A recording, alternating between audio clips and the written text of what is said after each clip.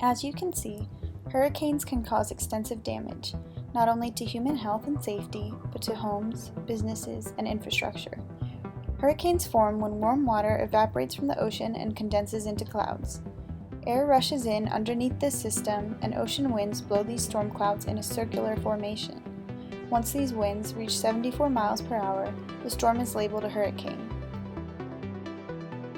The 2020 hurricane season has broken the record for the most storms in a single season in the Atlantic region, with 30 tropical storms. 13 of these have become hurricanes, 6 of which were Category 3 or larger, or major hurricanes.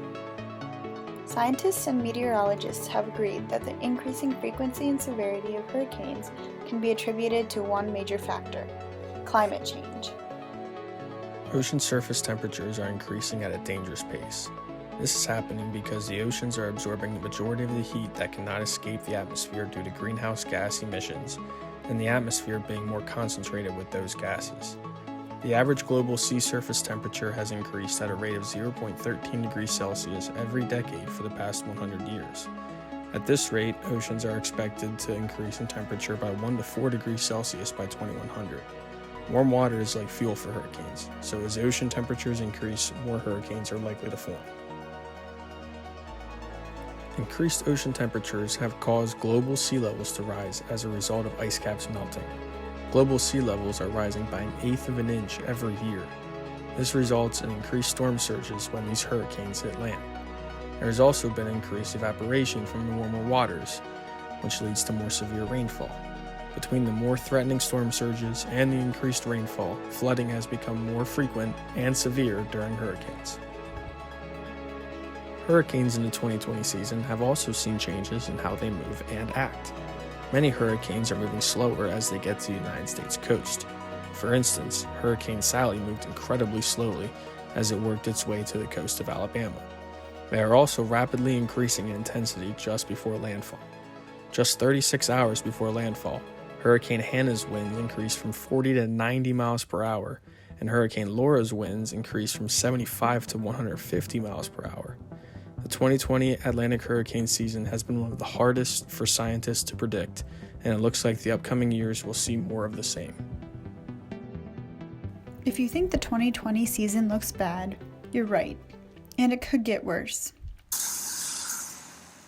They're bigger, stronger, stranger.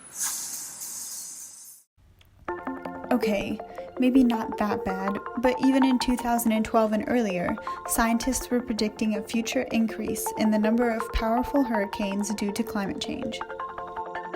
So the consensus in our field about hurricanes going forward is that we ought to see an increase in the frequency of the most intense hurricanes, the categories 3, 4, and 5, globally.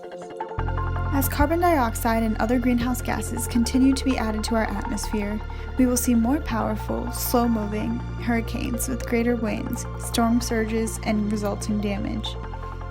The good news is that we may be able to slow down or even reverse these trends we are experiencing, and anyone can play a part in fighting climate change.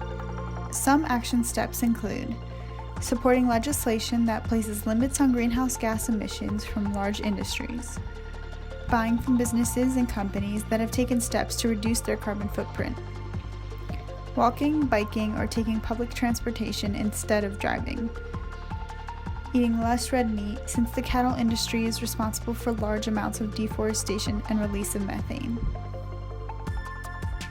Think about which of these practices you can implement in your own life. Even the smallest steps can help make a difference.